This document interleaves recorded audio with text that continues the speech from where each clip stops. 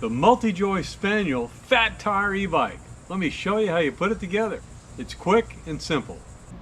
This thing is solidly packed, so the first thing you have to do is cut loose the zip ties that hold the various components together. Anything that you can lift out before you get to the bike needs to be removed. Once you have everything out that you can reach, go ahead and turn it around. Make sure the tire is on top, because the last thing you want to do is hurt and bend the brake rotor. Then I'm going to lay this on the side and gently pull out the unit. Once you finish sliding it out of the box, go ahead and stand it upright, because the first thing you want to install are the handlebars. Then you'll be able to flip it over and have the handlebars provide stability when you gently insert the front wheel, avoiding screwing up the brakes. This is really simple, requires no explanation. Take off the 4 screws here in the front, put it on, adjust the angle, and then you're done. No need to lock this down tight. You're going to want to put on your final fine-tuning adjustments once you get the seat squared away, the wheel on, and you figure out how your body position needs to be. Okay, so now the next thing we got to do is put that front tire on. And what we don't want to do is damage any of these components that are sitting up here on the handlebars. So here's a pro tip for you.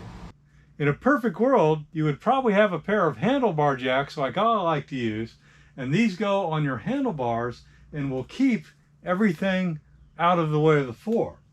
But given that you probably don't have that, you probably have some books or some 2x4s, and you can use these to elevate the handlebars to keep everything else from touching the floor. So that's what I'll do. Now it's time to put the front wheel on. This piece just pulls out, as does this piece. So just be very careful, pull them out. You do not want to touch the rotor. Then notice where the brakes are. They're over here on this side. Next, we remove this block right here by pulling up, and it's on there tight. It's going to take a lot of effort. I already got this off. And now we've revealed where the wheel is going to sit. One last thing to do is to remove this little red clip which protects the brake pads here in the front. Go ahead and get the skewer out of the accessory box that you pulled out initially, and that's going to go through the axle and knock the wheel down. The next thing we have to do is place the wheel on, making sure that we do not bend that rotor on the brake pads. The skewer has 2 springs. Be sure the narrow side is pointed towards the hub. And we're going to put that on. We'll put the spring on, narrow side towards the hub. And then we will screw it in before we lock it down. One thing I like to do when the bike is upside down is to check the alignment of the brake pads and the rotor. Basically, you want to be able to spin it and not hear any scraping. So since these are brand new brakes, they haven't been bedded, you're not really going to be able to do that all the way. But what you can do is spin and then hit the brakes a little bit. Kind of get them centered a little bit. And if there's any rubbing, most of it will go away. But you'll finish that when you bed the brakes and then do any fine tuning. But the wheel looks like it's straight. It's not wobbling. I think I'm ready to put it upright. Congratulations, you've done all the hard stuff. All you got to do now is put the front fender on, install the light, and put on the pedals. And that's just trivial. And your toolkit right here has everything you need to do that.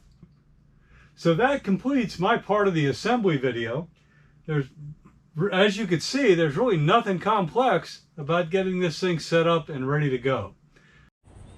I put about 10 miles in on that test ride, and it performed well. I really love the half twist throttle that's right here.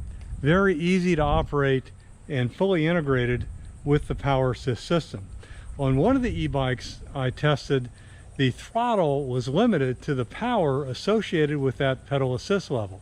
Thankfully, I can get full power on this e-bike, the Multijoy, just by turning the throttle.